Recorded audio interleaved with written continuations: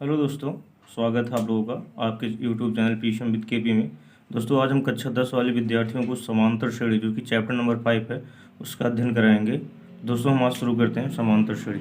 दोस्तों, समांतर श्रेणी में पहले देखते हैं अनुक्रम, जो कि बहुत इंपॉर्टेंट टर्म है। अनुक्रम अनुक्रम क्या है? संख्याओं का ऐसा समूह जिसमें संख्याएं किसी निश्चित क्रम में तथा किसी निश्चित नियम के अनुसार व्यवस्थित होती हैं, अनुक्रम कहलाता है।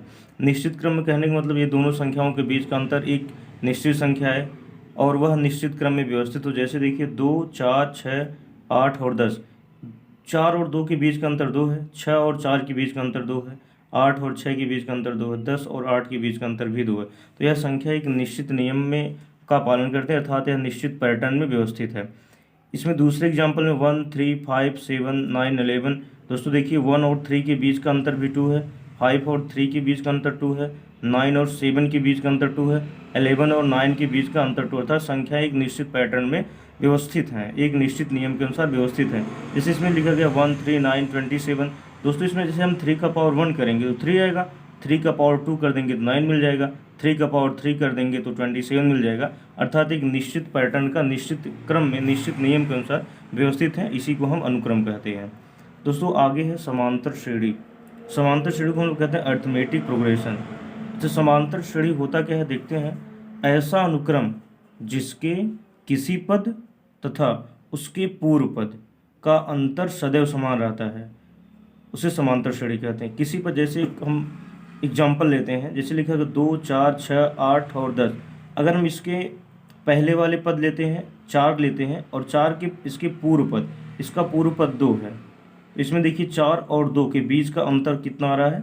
2 आ रहा है। जैसे हम संख्या ले लेंगे 6 और 6 के पहले वाली संख्या कितना है? 4 है, तो इसके बीच का अंतर देखते हैं कितना आता है? 2। संख्या अगर 8 लेते हैं तो 8 के पहले वाला संख्या कितना है? 6 है, तो इनके बीच का अंतर 2 आ रहा है।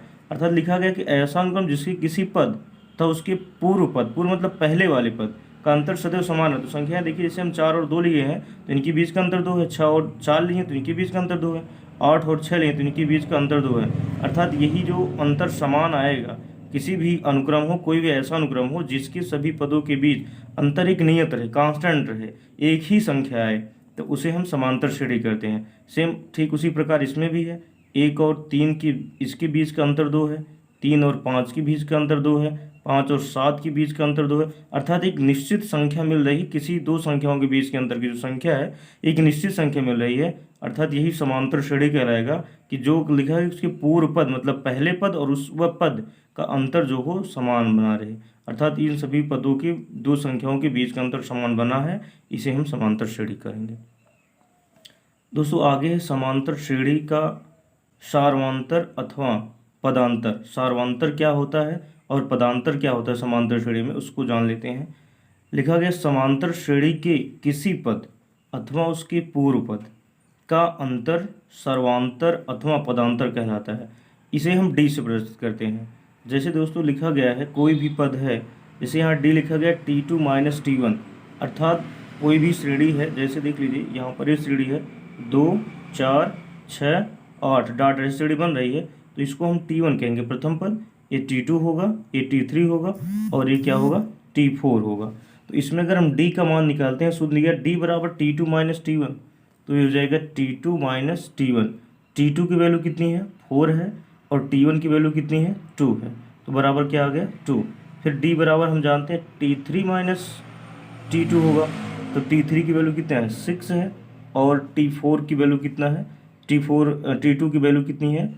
4 है, तो घटा दीजिए, आ जाएगा 2। अर्थात ये 2 और 2 दोनों के बीच का अंतर 2 है, अर्थात D का मान क्या आ रहा है? समान आ रहा है। इसी को हम कहते हैं सर्वांतर कहते हैं अथवा पदांतर कहते हैं। और यह लिखा गया D का मान सदैव अचर रहता है, अर्थात D का मान हमेशा क्या बना रहता है? नियत बना रहता है, इसकी वैल्यू हमेशा बराबर आती है। उसे हम कहते हैं समांतर श्रेणी का सार्वांतर अथवा क्या कहते हैं? पदांतर कहते हैं।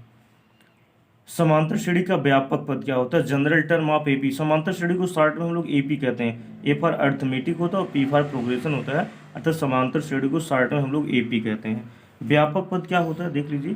यदि किसी समांतर श्रेणी का प्रथम पद ए है, कोई भी समांतर श्रेणी है, उसका जो पहला पद ए है और उसका सार्वंतर डी है तथा यनवा पद टी एन है, उस समांतर श्रेणी का जो यनवा पद है टी एन है, तो श्रेणी कैसे बनेगी? मान लेते हैं प्रथम पद। अब प्रथम पद मान लेते हैं T1 है, तो प्रथम T1 है, ये हमारा सर्वांतर श्रेणी का पहला पद है, और मान लीजिए D उसका सर्वांतर है, और मान लीजिए उसका सर्वांतर क्या है, 0 है पहले का, तो पहला पद क्या लिख सकते हैं, A plus 1 minus 1 into D, इस रूप में लिखा जा सकता है। दूसरा पद A प्लस डी होगा, क्योंकि दूसरे पद में जो हमारा प्रथम पद तो फिक्स रहेगा, डी सर्वांतर उसमें जोड़ देंगे तो A प्लस डी अर्थात आ जाएगा A प्लस 2 माइनस 1 डी। इसी प्रकार तीसरा पद A प्लस 2 डी अर्थात A प्लस 3 माइनस 1 डी। अगर इसी को हम इस श्रेणी को ऐसे ले जाते हैं तो लास्ट में मिलेगा Tn बराबर ये 3 n तक जाएगा, A प्लस 2 जो डॉट डॉट n तक जाएगा, D कांस्टेंट है, अचर है, ये तो D ही रहेगा, A प्लस और यहाँ लिखा गया 3 तो n तक चला जाएगा, और सब में 1 है इसलिए यहाँ 1 आ जाएगा इंटू डी। ये समांतर श्रेणी का जो हमारा है व्यापक पद है, इसको हम कहते हैं जनरल टर्म कहते हैं।